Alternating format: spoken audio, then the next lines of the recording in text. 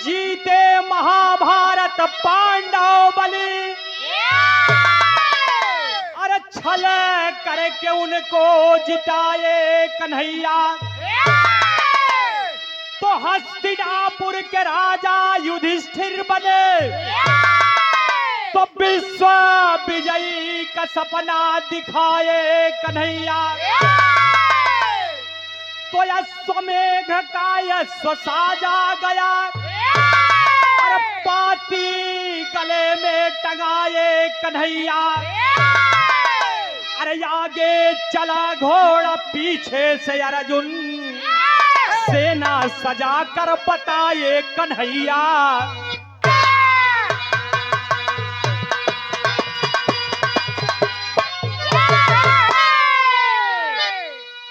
सुनने वाले भैया बाबू, आप सब हर से भी रहा सुना। महाभारत समाप्त हो गया। लोग पूछे कि वो अपने बल पे कहते हैं, अर्जुन जी अपने बल पे, भीम जी अपने बल पे। लेकिन जब मनमोहन कन्हैया आनंद कंद सच्चिदानंद बुलाए, बर्बरीक लड़ाई किसके दम पे जीती गई? बर्बरीक ने कहा, प्रभु जी मैं तो यही देखा सारा काम आपके चक्र सुदर्शन का है साहब। सुनई वाले भैया बाबू, कहानी की शुरुआत हुई बा जहां से ये छोड़िन एक लाइन कव्वाली की टुकड़ा लगा मास्टर साहब।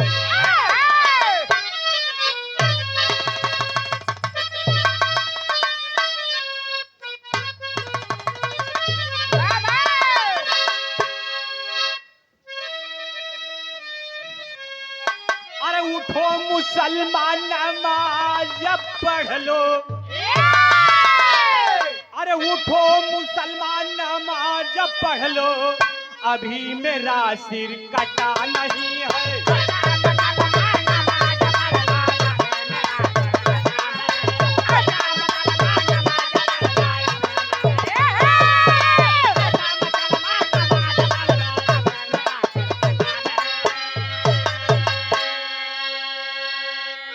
अरे उठो मुसलमान नमाज पढ़ना,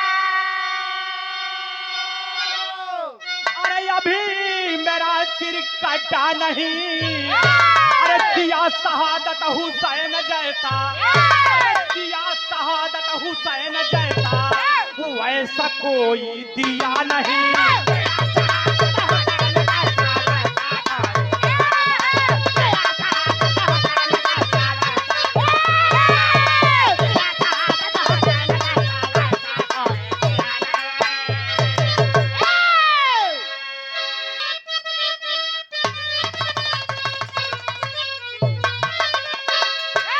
सेना सजा के आगे ताम्रपत्र टांगा हुआ घोड़ा जा रहा है अश्वमेघ, पीछे से अर्जुन। और चुनौती क्या लिखे दिए हैं?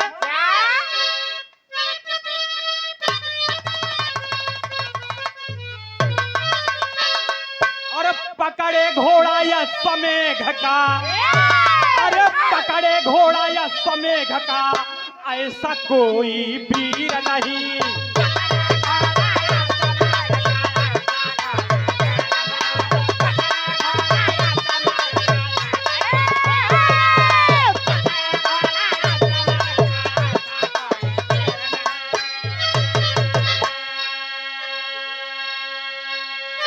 अरे पकड़े घोड़ा अश्वमेघ का, अरे ऐसा कोई वीर नहीं। अरे मिला ले पंजा अर्जुन से, अरे अब मिला ले पंजा अर्जुन से, ऐसा कोई।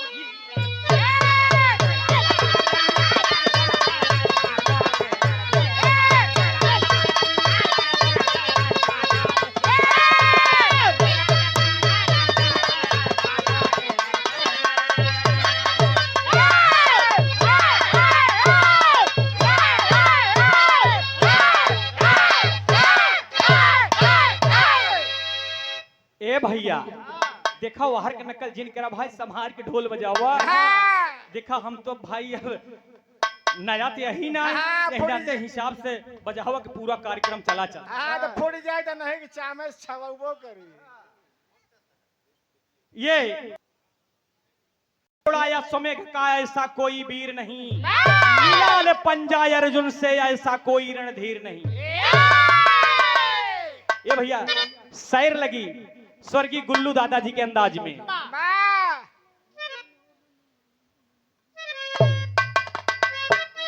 सही है, बस वहीं से। अरे घोड़ा सजा के अर्जुन पीछे से सेना लाए, चला यगारी घोड़ा पीछे हैं सब पीछे आए। अरे घोड़ा पहुंचा आगे एक बगीचा अंदर,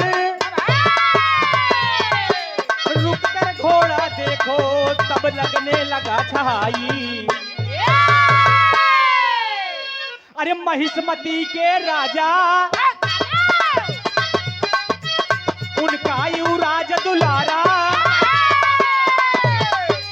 आया प्रवीण देखकर मन में था मुस्काई। अरे पकड़ा बिहस के घोड़ा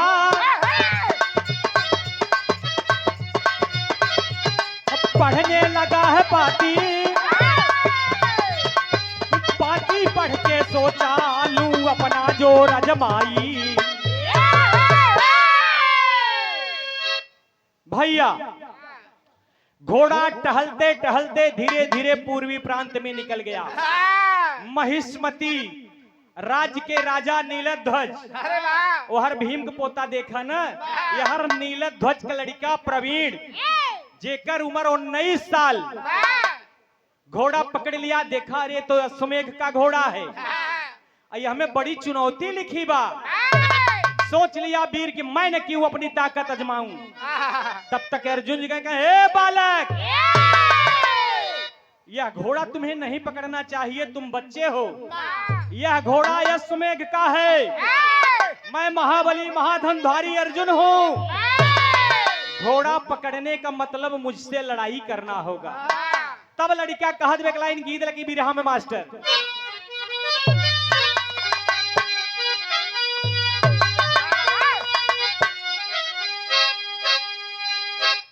अरे आइल बाबा संतर तू, अरे आइल बाबा संतर तू, अरे उड़ा लगा रतीरे मोरी देहिया भैला बा, अरे प्यार हार तीरे मोरी।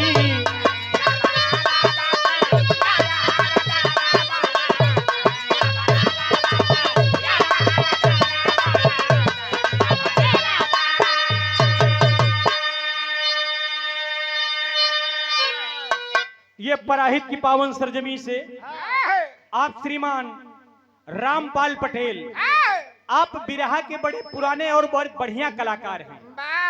आप श्रीमान की ओर से 101 रुपए से सम्मान हुआ। बहुत बहुत नमस्ते, सकल पंच के प्रणाम हो।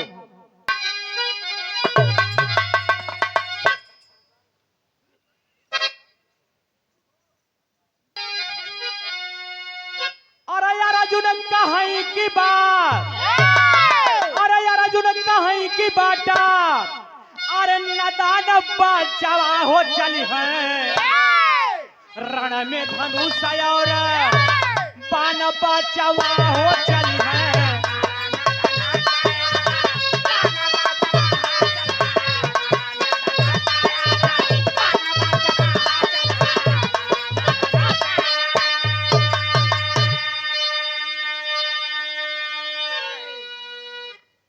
ये आपकी उम्र छोटी है, घोड़ा छोड़ दो, यह अश्वमेघ का घोड़ा है। और क्या समझावत है?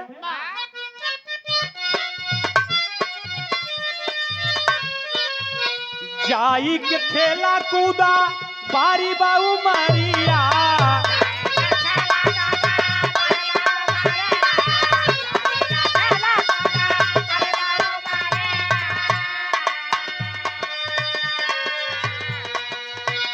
हम हई वीर कैसे करबा तू समारिया।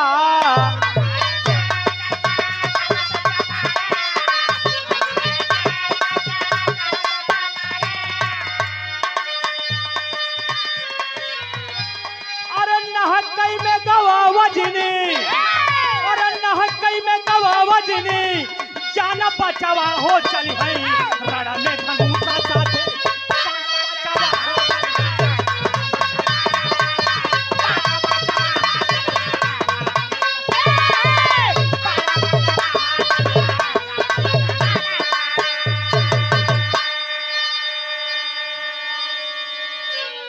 अर्जुन कहे बेटा आप बच्चे हो। प्रवीण ने कहा मैं बच्चा नहीं हूं, मैं महिष्मती के राजा नीलध्वज का बेटा प्रवीण हूं और मैं वीर बहादुर हूं। अगर घोड़े के गले में चुनौती टांगी गई है तो मुझे चुनौती स्वीकार है। लड़का कहता क्या है बाबू?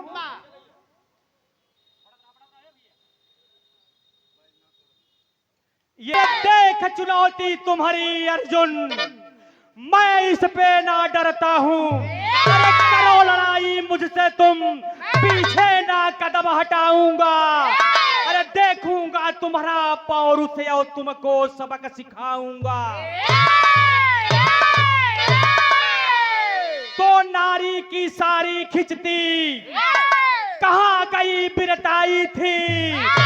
अरे इज्जत बचाए जाकर पत्नी की मेरे कुंवर कन्हाई थे।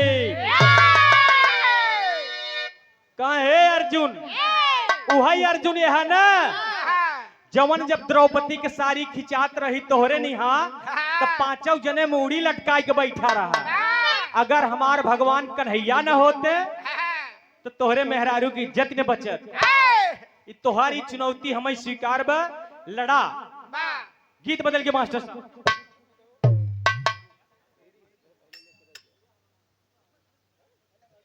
बिरहम टेरी लगी साहब।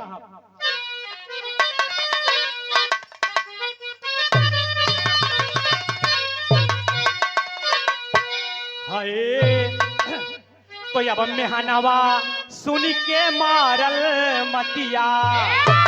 ए बाबू मेहनवा सुन के मारल मतिया। गरजे वीर धनंजय, अरे गरजे वीर धनंजय कैले ना गुना नावा। मेहनवा सुन के मारल मतिया।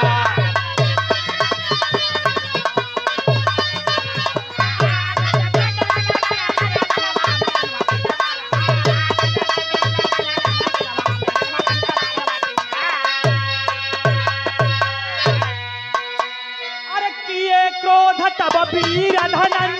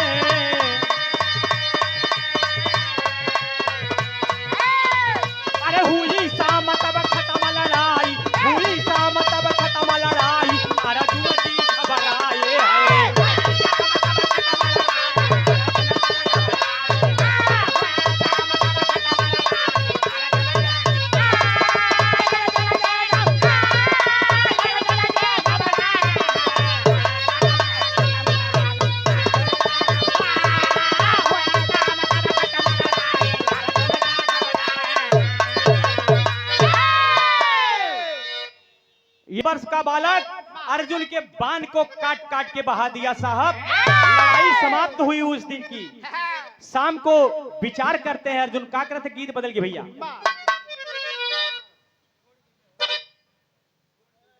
ये पुनः पराहित निपावन सरजमी से हमारे बड़े ही तैसी शमीम रहमानी उर्फ बुद्धू पहलवान भैया की ओर से 101 रुपए से सम्मान हुआ। बहुत बहुत नमस्ते प्रणाम।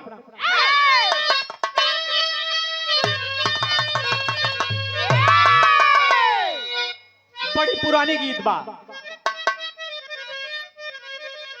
अरे छोड़ गईल हो, अरे छोड़ गईल हो रात सुतले से जरिया पे छोड़ गईल हो।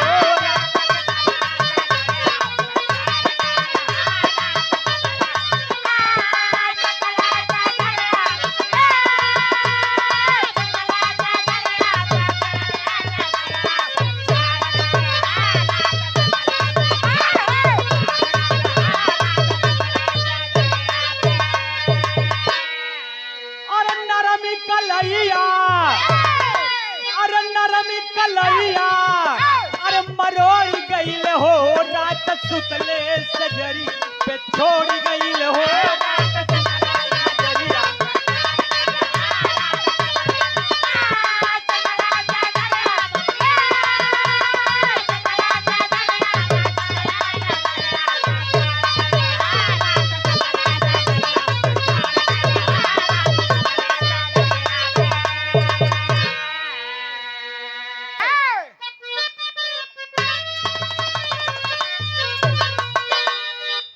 विचार करहो,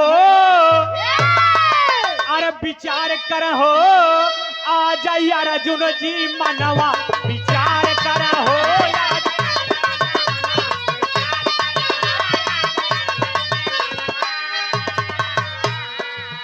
अरे कैसे कहरली, अरे कैसे कहरली हम कवने करनवा विचार करई हो आ जाई अर्जुन।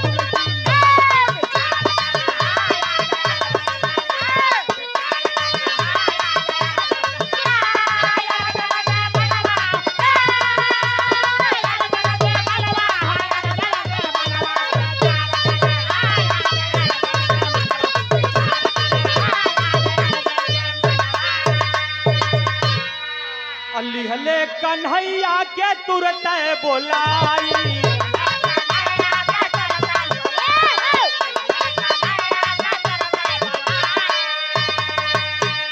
फीकी पड़ल बाट हमारी लड़ाई।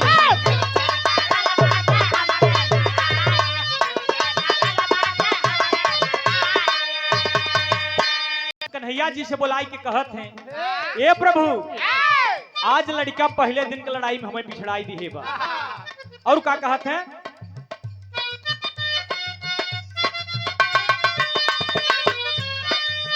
अरे लिहले कन्हैया के अर्जुन बोलाई,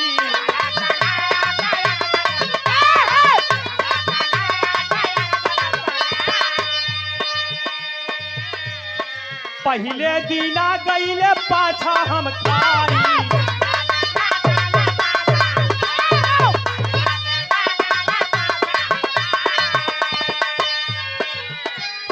अरे मुहावा देखाई भाई हम कैसे भवनवा विचार करई हो या गया अर्जुन जी मनवा विचार करई हो या।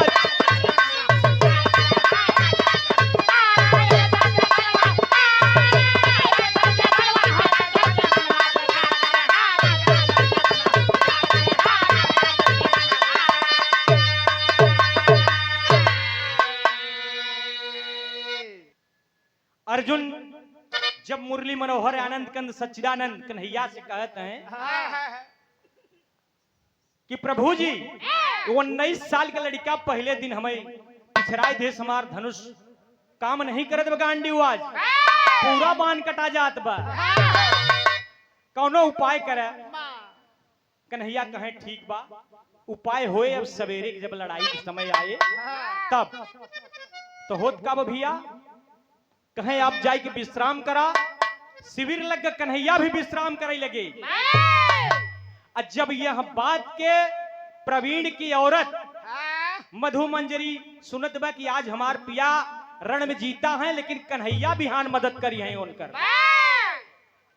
कहे जब कन्हैया जेकर मदद करत है हमेशा जीतत है, अर्जुन हमेशा कन्हैया के मदद से जीते। बताए रहे न बरबरीक कि पूरा चक्र सुदर्शन के काम बा। गीत बदल के आज प्रवीण की औरत कन्हैया से आई कि का कहत बा, ये का मिर्जापुरी कजरी भी कह लिया जात है और नहीं तो बड़ा प्यार से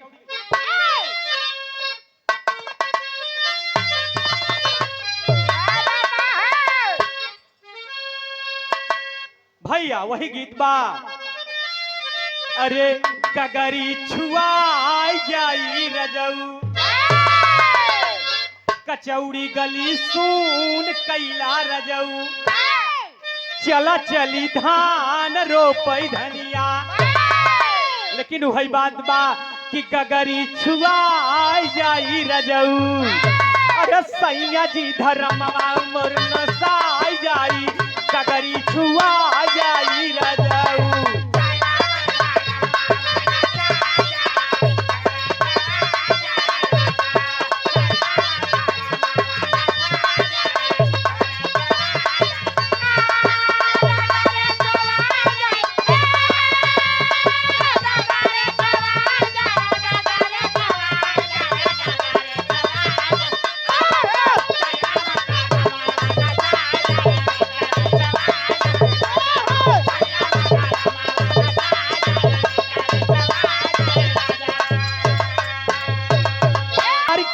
दुलही ये भैया अचरा पसार कहे दुलही, आप हुआ जग के पालनहार हो, अचारा पसार कहे दुलही।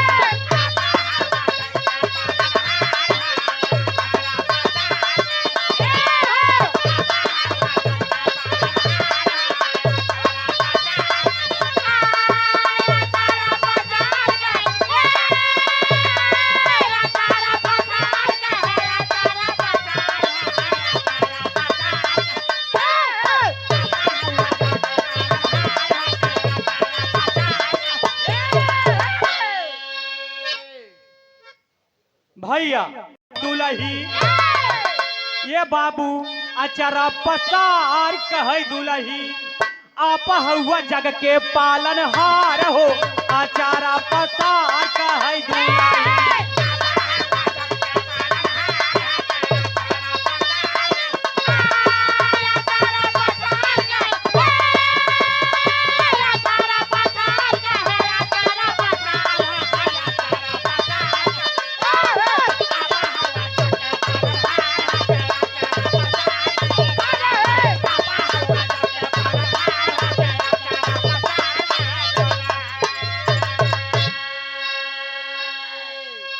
पूजा तोहार करई हमारो संवरिया,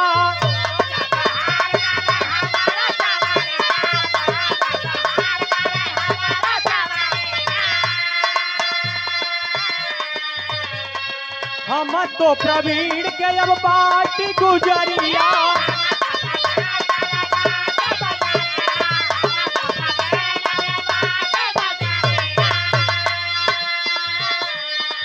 हम तो प्रवीण के अब बाटी गुजरिया, और केकर बनबा आप मददगार हो, अचारा पसार कहे दुलही।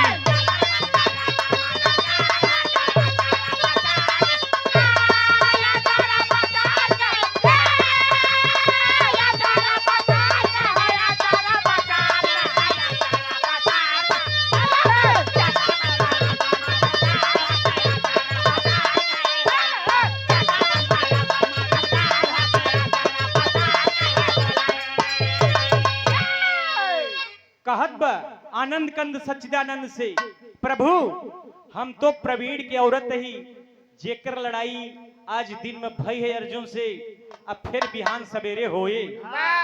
एक बात बड़े मार्केट का देश मास्टर साहब ध्यान राउ है,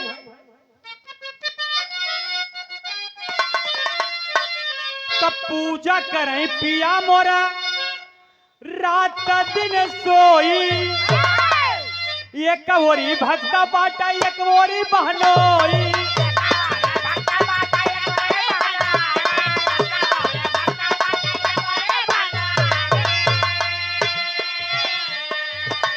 कितनी ऊंची बात। ए प्रभु एक ओरी हमार पिया हैं, हमारे ससुर भी आपकी भक्ति करते हैं, हमारे पिया भी भक्ति करते हैं, मैं भी भक्ति करता हूं। दूसरी तरफ धनंजय आपके बहनोई हैं, आप मदद किसकी करेंगे? बड़ी गंभीर समस्या, बड़ी अजीब चीज मांग ले। इसका कहत बा ये का ओरी पिया मोर ये कवोरी पहनोई औ अचरा पसार कहे दुलही और दई देबा अपन हथियार हो अचरा पसार कहे दुलही।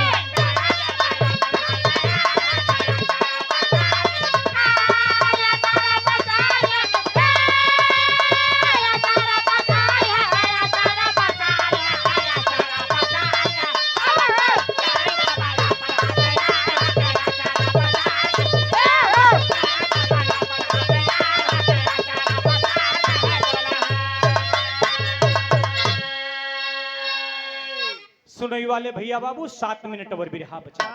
आज मधु मंजरी कहे ये आनंद कंद सच्चिदानंद प्रभु आप भरोसा ना आए बेब महाभारत में बड़ा छल किया जिताई दी है पांडव के। एक काम करते तू अपन हथियारवई हमें दे देता तोहार कौनो भरोसा ना आए। तू बर्बरी का गर्दन काट ले रहा जो निर्दोष रहा सुना हो हर से भरोसा ना आए। भगवान कन्हैया कहीं एवं मस्त आपन गदा सुदर्शन दोनों आज दे दिए प्रवीण के औरत मधु मंजरी की लेके गई अपने पिया से कहा पिया तू बिंदास लड़ाई करा सवेरे कन्हैया छल कपट न कराई पही तू लड़ाई फिर अर्जुन से जीत लेबा। फिर यहाँ के आखिरी गीत लगी मास्टर साहब।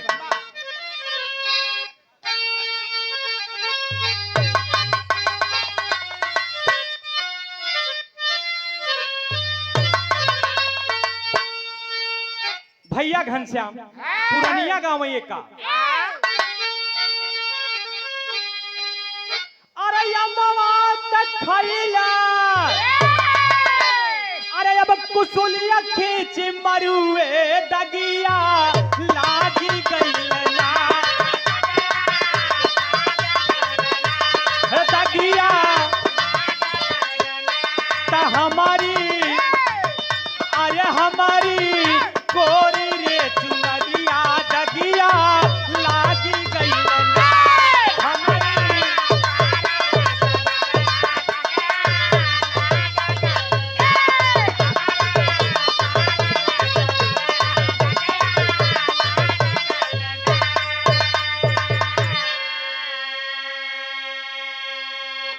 लेकिन ऐसी थोड़ा बदल के यही टाइम गवाद बका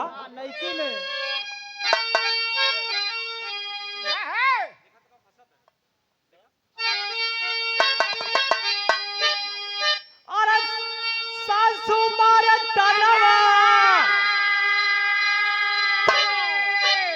अरे ननदिया मारे तनवा तनवा हई हो मारना अरे तनवा हई हो मारना हमारे भौजी कर बहिनी अरे तनवा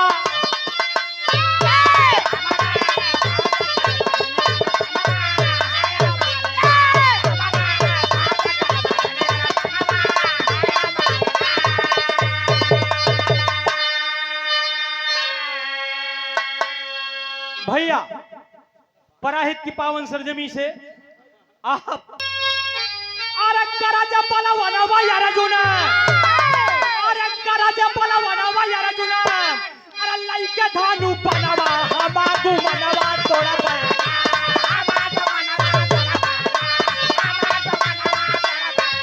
तले पे अरे ले पे पगला के परनवा हमागु ले पे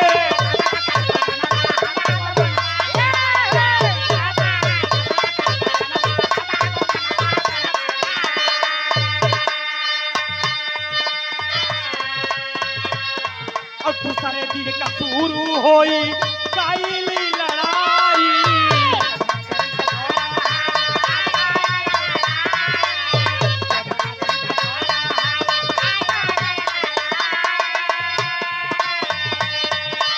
दिहले प्रवीण फिर से टंका बजाई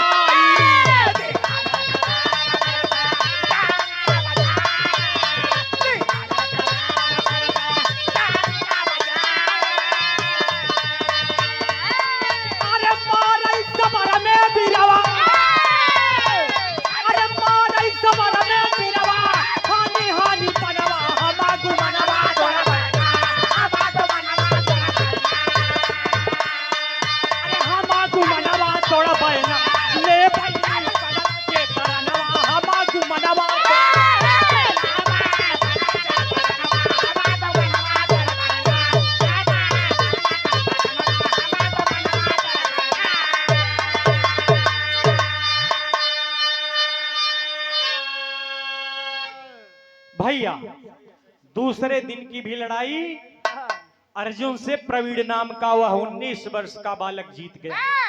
युवा है एकदम, लेकिन जीत लिया। दूसरे दिन की लड़ाई फिर शाम हुई। तब फिर धनंजय कहते हैं अर्जुन, ए मनमोहन, अब लगता है हमारे प्राणों की रक्षा होना मुश्किल है। दो लाइन आधा लगाई क्या हुआ का होत बा कन्हैया का छल वहर भी छल किए और फिर हमें देखा का छल करत है।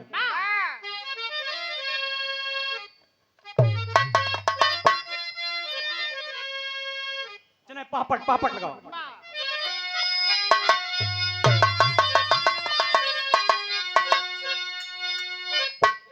अरे किए कपट कन्हैया तवन छनवा बीच बनवा में।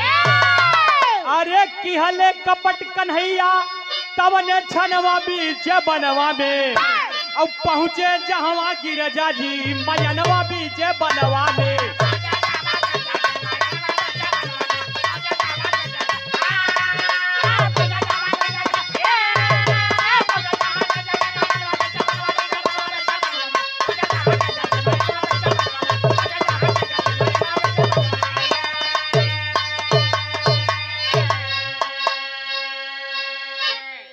कहें कन्हैया माता जी से मोहनी रूप बनावा हो। प्रवीण से जब शुरू लड़ाई बीच समर में आवा हो। अरे ये मस्तु कहली तब मयनवा बीच बनवा में। पहुंचे जहवा गिरजा जी मयनवा बीच बनवा में।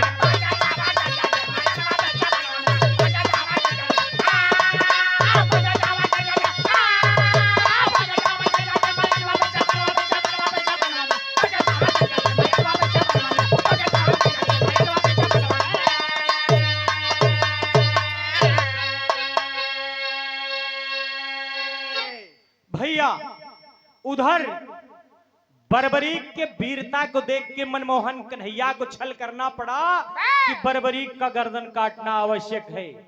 आज फिर एक बार मनमोहन कन्हैया सोच लिए कि फिर मुझे कपट करना पड़ेगा अर्जुन को जिताने के लिए। पहुंच गए माँ गिरिजा के पास। ये माँ भगवती बोली, क्या है मनमोहन?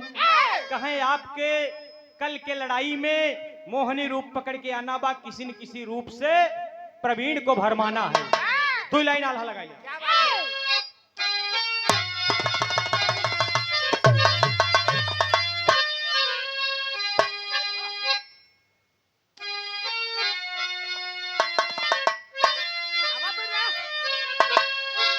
तो यार अब पानी के मोहनिया गिर जा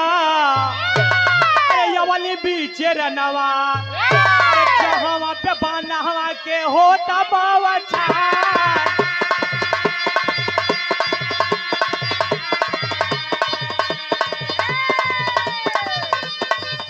अरे लखी के सूरतिया जैसे देवी के मूर्तिया।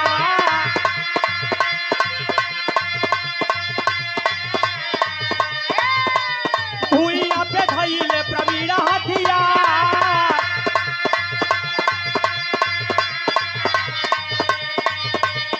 उड़ के कन्हैया आए मोहन के समानावा।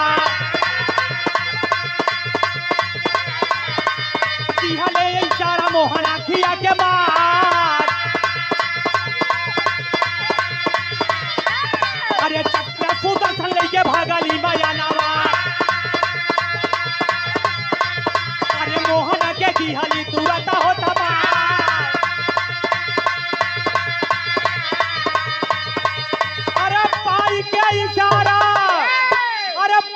इशारा हुआ अर्जुन तो ने छनवा कि छनवा से गर्दन उतार।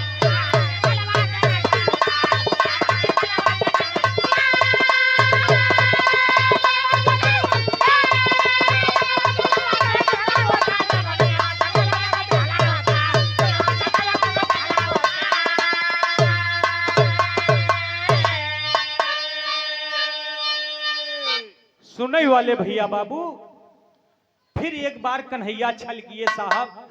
प्रवीण के साथ, इतने बलशाली वीर योद्धा के साथ उसकी कमजोरी थी सुंदर स्त्री देख के मोहित हो जाता था। जब देवी गिरिजा ने मोहिनी रूप बनाया तो देख के मोहित हुआ, अपना हथियार रख दिया। माँ गिरिजा ने हथियार लेकर जाके आनंद कंद सच्चिदानंद को दिया चक्र सुदर्शन गदा। मौका पाई कन्हैया आई गई, आंख से इशारा किए कि अब का देखता है। यहाँ खुद ही सुदर्शन से गर्दन काटे और हर अर्जुन के बाड़ों से प्रवीण का गर्दन कटवा दिए साहब। कोहराम मच गया। आज आती है समर भूमि में प्रवीण की औरत मधु मंजरी। कन्हैया से कह दे आखिरी भाव में मास्टर।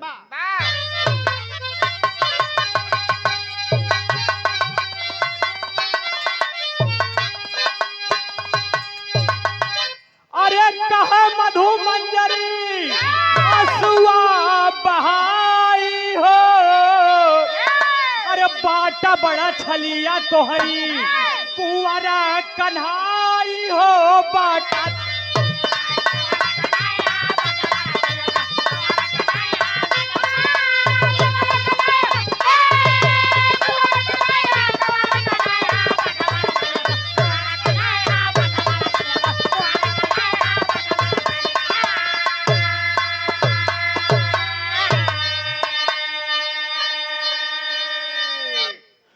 रोवले मधु मंजरी ढूर ढूर कैसिया, चीतावा पे बैठी लेके पिया जी के लसिया।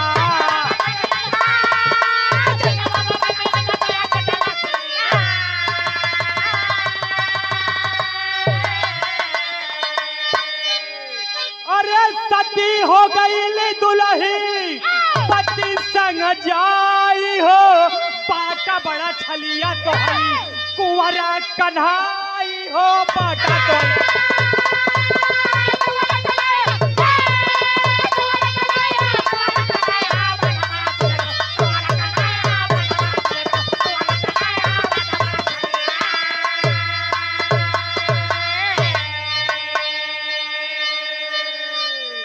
यही प्रमाण रहा साहब कि कन्हैया के छलबाजी कितनी ज्यादा है। आखिरी में कहना बा तो धन्य धन्य कबीरा मरूरी कथनी बड़ी निराली।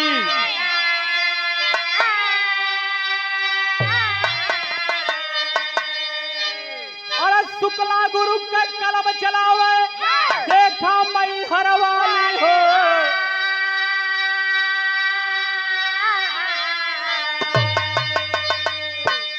मेहनवा सुनी के मार मतिया तो गाँव अमृतलाल धई सतगुरु के चरणवा में हनवा सुन के मार